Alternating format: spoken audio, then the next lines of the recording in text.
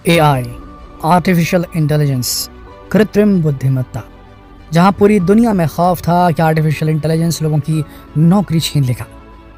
ये मशीनों में इतना दिमाग दे देगा कि इंसानों को अपना गुलाम बना सकती है। उन्हीं चर्चाओं के बीच भारत के इसरो के वैज्ञानिकों ने एक भारी सफलता प्राप्त की है। इसी AI टेक्नोलॉजी का इस्तेमाल करके उन्होंने भारत को एक ऐतिहासिक जीत के लिए आगे बढ़ा दिया है दोस्तों। जी हाँ, चंद्रयान 3 में काफ़ी स्ट्रॉन्ग AI टेक्नोलॉजी का इस प्रकार से इस्तेमाल किया गया है जो नुकसान नहीं, बेहद बेहतरीन फ़ायदा देने वाली है भारत को और इसरो खुद को। जी हाँ दोस्तों, देखिए चंद्रयान 3 आप ये समझ के चलिए कि वो एक रोबोट है। उसमें लगे इंस्ट्रूमेंट चाहे कितने भी आप एडवांस बना लीजिए, वो इंस्ट्रूमेंट इंद्रियां ही होंगी उस रोबोट की।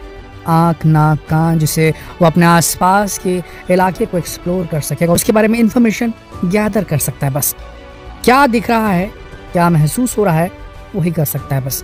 लेकिन क्या दिख रहा है, वो है क्या, उसे प्रोसेस करने के लिए एक दिमाग की ज़रूरत पड़ती है हर रोबोट को। एक ब्रेन जो इंद्रियों से आ रही इंफॉर्मेशन को पहले गैदर करे, कलेक्ट करे, उसे प्रोसेस करे, उसे समझे कि इस इंफॉर्मेशन का मतलब क्या है और उसके बाद अगला डिसीजन भी ले सके। अन्यथा वो रोबोट अगर ह्यूमन कंट्रोल के बाहर जाएगा बिना अपने खुद के दिमाग के, तो वो काम नहीं कर पाएगा, फेल हो जाएगा। समझ रहे आप? यानी कि अगर प्रॉपर AI टेक्नोलॉजी का इस्तेमाल किया जाए ऐसे रोबोट्स के अंदर, आर्टिफिशियल इंटेलिजेंस खुद ही इंद्रियों से आ रही, यानी कि जो एडवांस इंस्ट्रूमेंट लगे हैं उनसे आ रही सेंसरी इनपुट को समझने की, उन्हें प्रोसेस करने की और उसके बाद अगला डिसीजन क्या लेना है, उसकी अगर एबिलिटी डेवलप कर दी जाए AI की मदद से, आर्टिफिशियल इंटेलिजेंस की मदद से, तो वो रोबोट सक्सेसफुल होकर के उन एनवायरनमेंट से भी वापस आ सकता है जहाँ इंसान कदम भी नहीं रख सकते। कुछ ऐसे ही ऐतिहासिक जीत प्राप्त की है इसरो के वैज्ञानिकों की टीम ने जो चंद्रयान 3 पर काम कर रहे थे। जी हाँ दोस्तों, चंद्रयान 3 के अंदर AI टेक्नोलॉजी से लैस, डीप लर्निंग से लैस, मशीन लर्निंग से ट्रेंड एल्गोरिदम का इस्तेमाल करके चंद्रयान 3 के अंदर जो इंस्ट्रूमेंट है उसके अंदर सॉफ्टवेयर डाले गए हैं। जी, जो सॉफ्टवेयर डाले गए हैं वही दिमाग है चंद्रयान 3 का। और उसके अंदर जो है उनको समझ लीजिए कि जैसे एक्सपीरियंसेस होते हैं ना भाई, सामने पत्थर आया, बोल्डर आया, ऊबड़ खाबड़ ज़मीन, एक बड़ा क्रेटर आ गया, तो इन सारी पॉसिबिलिटीज़ में क्या एक्शन लेना है, पहले तो उन्हें समझना है, डिटेक्ट करना है कि सामने जो है हर्डल है, एक रुकावट है। डिटेक्ट करने के बाद में जब वो डिटेक्ट कर लिया आपने कि सामने हर्डल है, उसके बाद उसको कैसे बाईपास करना है, उसके लिए क्या एक्शन लेना है, ये सारा जो प्रोसेस है उनके दिमाग में, जो वहाँ पर कंप्यूटर चिप्स लगाए गए हैं, जो सॉफ्टवेयर डाला गया है, उन्हें सिखाया गया। इसे मशीन लर्निंग, डीप लर्निंग कहते हैं। देखिए, जब चंद्रमा के बेहद करीब हो जाएगा चंद्रयान 3, उस वक्त इसरो के वैज्ञानिक खुद कंट्रोल नहीं कर पाएंगे, क्योंकि वो लाइव वीडियो नहीं देख पाएंगे कि यहाँ पर से वीडियो गेम की तरह उसे बैठ करके कंट्रोल करे कि आगे बढ़ाना है, पीछे बढ़ाना, ऐसा नहीं कर सकते, लाइव कंट्रोल नहीं कर सकते। इसीलिए खुद का एक आर्टिफिशियल ऑटोमेटिक ब्रेन दिया गया जो खुद ही वहाँ पर लैंड करा सके। सबसे पहले एनहांस्ड नेविगेशन सिस्टम उसमें डाला गया है और गाइडेंस कैपेबिलिटीज को बढ़ाया गया। लेजर डॉपलर वेलोसीमीटर, नाम ध्यान से सुनिएगा, लेजर डॉपलर वेलोसीमीटर, यानी कि लेजर छोड़ी जाएगी जब चंद्रयान 3 उतरता रहेगा, डिसेंड करता रहेगा चंद्रमा की धरती पर, तो उसके अंदर से लेजर्स फायर होंगी और लेजर फायर करके चंद्रमा की सरफेस में टकराएंगे और वापस आएंगी। अब आपको हम जब बता रहे हैं ये लंबा लग रहा है हमारे बोलने में, लेकिन ये एकदम जितना हम बोल सकते हैं मिली सेकेंड से भी मिली सेकेंड में होता है, एकदम क्षणिक, रियल टाइम समझ सकते हैं आप। तो उसमें टकराती वापस जाती, इससे जब वो टकरा के वापस जाती है लेज़र, तो एग्जैक्ट लोकेशन, जैसे हमने नाम बताया, लेज़र डॉपलर वेलोसीमीटर, वेलोसिटी को समझने में मदद करता है ये जो इंस्ट्रूमेंट है। तो ये इंद्री हो गई। अब इसकी इंफॉर्मेशन पहुंची जो आर्टिफिशियल ब्रेन डाला गया है चंद्रयान के अंदर, उसने प्रोसेस किया कि हम 100 किलोमीटर अभी दूर है चंद्रमा की सतह से, तो अब हमारी स्पीड कितनी है, इतनी स्पीड हमारे अंदर है।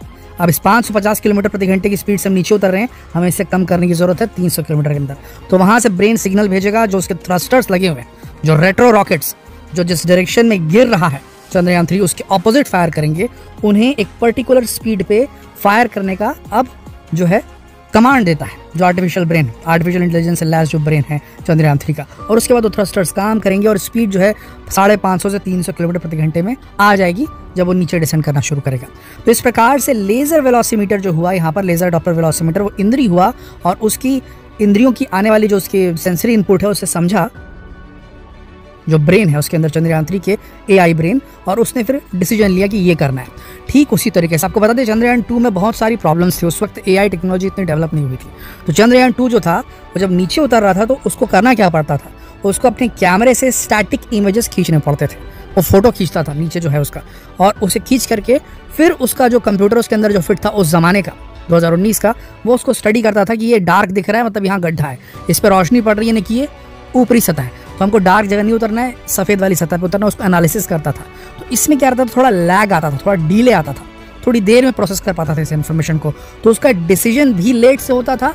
और उसके बाद में क्योंकि उसको समझने में ज़्यादा टाइम लगा कि एनवायरनमेंट में क्या चल रहा है, उसके बाद उसकी समझने में थोड़ा लेट लगता था, फिर एक्ट करने में और लेट होता था। तो जो डिले आता था उसकी वजह से अगर कोई हर्डल अचानक आ जाती तो उसको क्रॉस नहीं कर पाता वो, तो ये उसके अंदर समस्या थी। लेकिन अभी जो चंद्रयान-3 जा रहा है इसमें AI सिस्टम डाला गया है। ध्यान से सुनिएगा, हैजार्ड डिटेक्शन और हैजार्ड अवॉइडेंस एल्गोरिथम, यानी कि हैजार्ड यानी कि सामने कुछ टकराने वाली चीज़, कोई रुकावट या खतरनाक चीज़ है, उसको पहले डिटेक्ट करना, उसको पहचानना और उसके बाद उसको अवॉइड करना, यानी कि उससे दूरी करके निकल लेना आगे, उसको बाईपास करना। तो अब इससे क्या हो रहा है कि वो रियल टाइम उसको, क्योंकि वीडियो कैमरा लगे हुए उसमें, तो रियल टाइम इमेजेस जा रहे हैं और रियल टाइम इमेज को वो तुरंत के तुरंत जो है वो उसको असेस कर ले रहा है कि यहाँ गड्ढा है, यहाँ पर समतल जगह है, और तुरंत उसके हिसाब से डिसीजन लिया जा रहा है। तो पहले ज़्यादा रिएक्टिविटी उसकी बढ़ गई है, ये बहुत इंपॉर्टेंट चीज़ हुई है और AI के बगैर ये पॉसिबल नहीं था। अब आपको बताएं, यहाँ चलिए ये आया और नीचे लैंड हो गया। लैंड होने में भी काफ़ी सारे काम किए गए, इसरो ने काफ़ी मेहनत की इसके ऊपर में। हम आपको बताएं, हेलीकॉप्टर से ऊंचाई से कई बार फेंका गया विक्रम लैंडर को इस बार ये चेक करने के लिए कि भाई ये सही तरीके से काम करेगा नहीं, झेल पाएगा नहीं इस प्रकार का अगर लैंडिंग हुई तो। 10 किलोमीटर की स्पीड से भी अगर वो नीचे गिरता है चंद्रमा की सतह पर तो भी वो अपने आप को संभाल लेगा। इस प्रकार का रीएनफोर्स्ड मेटल, स्पेशल प्रकार का मेटल होता है, उसको एक्स्ट्रा रीइंफोर्स किया जाता है, उसमें और ताकत ऐड की जाती है। अक्सर ये काम मिलिट्री ग्रेड वेपन्स में होता है या मिलिट्री ग्रेड जो व्हीकल्स है उसमें किया जाता है, पर यहाँ पर चंद्रयान-3 के लेग्स को, उसके पैरों को इस तरीके से डिज़ाइन किया गया ताकि वो झटका, जो शॉक है, उसको झेल सके। उसके बाद ये भी प्लान किया गया उसमें कि भाई अगर वो गिर गया, टम्बल डाउन हो गया, आड़ा गिर गया, अगर वो पैरों पर नहीं उतर पाया तो उसको चारों तरफ से सोलर पैनल दिए गए हैं, उसको वहाँ भी गाइड किया गया, ऐसा हुआ तो भी हम संभाल लेंगे, हमारा रोवर निकल जाएगा। बात करें रोवर की, रोवर के अंदर भी एडवांस्ड AI टेक्नोलॉजी को काबू में लिया गया है। कैसे, हम आपको बताते हैं। जो रोवर है उसके अंदर alpha proton X-ray spectrometer APXS डाला गया है, ध्यान से सुनिएगा। साथ में डाला गया है laser induced breakdown spectroscope LIBS। कितना संभाल के काम किया है, बेहद कम बजट में एकदम एक्यूरेट अपना गोल सेट करके इसरो ने काम किया। ध्यान से सुनिएगा, ये APXS जो अल्फा प्रोटॉन एक्सरे स्पेक्ट्रोमीटर है वो क्या करता है, ये जो अल्फा प्रोटॉन एक्सरे जो स्पेक्ट्रोमीटर है इसका काम है एक्सरे फ्लोरेसेंस स्पेक्ट्रोस्कोपी की मदद से एक्सरे या फिर अल्फा पार्टिकल जो है उनको फेंकता है लूनर सरफेस पे, चांद की सरफेस पे, वो वहाँ टकराती है और वापस आती है। जब वापस आती है उसको पता चल जाता है कि ये जो एलिमेंट है कौन सा है। पहला काम ये कर रहा है क्या एलिमेंट कौन कौन सा है डिटेक्ट कर लो। तो क्या क्या मिल सकता है वहाँ पर, आपको वहाँ पर स्ट्रॉन्शियम मिल सकता है, यूट्रियम मिल सकता है, जिरकोनियम मिल सकता है, टाइटेनियम मिल सकता है, और भी बहुत सारी चीज़ें मिल सकती हैं दोस्तों।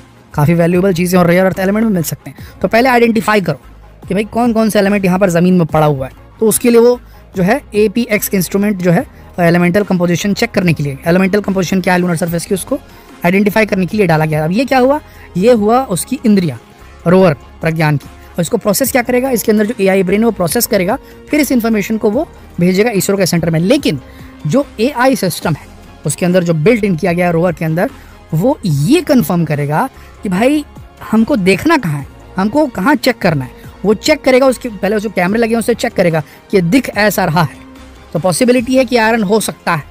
उसके बाद वहाँ पर वो अपना लेज़र मारेगा, एक्सरे मारेगा वहाँ पर, समझ रहे हैं आप। तो जो उसको सिखा के भेजा गया है मशीन लर्निंग के माध्यम से कि ऐसे पत्थर नजर आए तो ये आयरन हो सकता है, ऐसे जगह देखो जहाँ पर मिनरल हो सकता है, मिट्टी में मत देखो, सैंड में मत देखो, ये सिखा के भेजा गया उसको। तो मशीन लर्निंग AI फीड है उसके अंदर। दूसरी चीज़ पहले पता कर लिए APXS से कि भाई ये एलिमेंट पड़े हुए हैं। दूसरी चीज़ है LIBS laser induced breakdown spectroscope. इसमें क्या करेगा, लेजर मारी जाएगी फिर से लूनर सरफेस पर, और ये चेक किया जाएगा जब हाई पावर्ड लेजर पड़ती कहीं पर से तो उसमें हल्का सा प्लाज्मा निकलता है जो विजिबल नहीं होता उतना, पर प्लाज्मा निकलता है। उसको जब वापस डीकेइंग प्लाज्मा को पढ़ा जाता है तो ये पता चलता है भाई चलो पहले हमने देख लिया था APXS से कि यहाँ पर आयरन मौजूद है, यहाँ पर टाइटेनियम मौजूद है।